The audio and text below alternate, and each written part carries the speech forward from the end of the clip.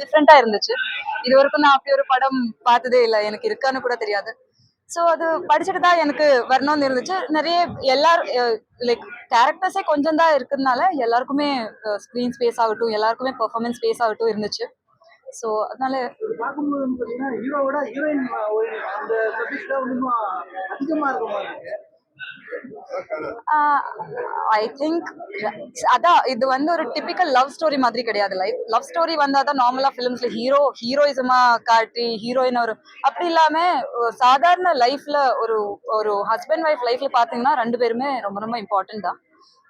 அதனாலதான் இந்த படத்துலயும் எல்லாருமே இம்பார்ட்டன்ட். அதான் நான் சொன்னேன், கொஞ்சம் கேரக்டர்ஸ் தான் இருக்காரு. ஸோ அதனால எல்லாருமே இம்பார்ட்டண்டா ரொம்ப கான்ட்ரிபியூட் பண்ணியிருக்காரு. ஆமா,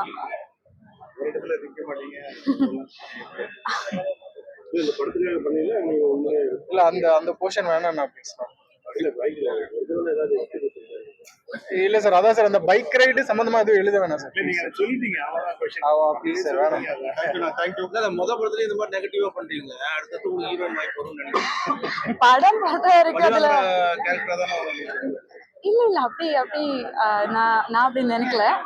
என்ன சொல்றதுன்னா, படத்துல எல்லா கேரக்டர்ஸும் வில்லன் இல்லாம இருந்தா படமே நடக்காது இல்ல. அப்ப அந்த மாதிரி யாராவது ஒரு ஆள் அது பண்ணணும். அண்ட் எவ்ரிதிங் வந்த படங்கள் ஜனனி ஐயர் ஆகட்டும், சங்கீதா செட்டி, இவங்க எல்லாமே பாத்தீங்கன்னா ஹீரோயினா நடிச்சிட்டு தான் இந்த மாதிரி நெகட்டிவ் கேரக்டர் பண்ணாங்க. அந்த ஆனா அந்த நெகட்டிவ் கேரக்டர் ரிவீல் பண்ண வேணாம். அதை ரிவீல் பண்ண மொத்தமா அதான்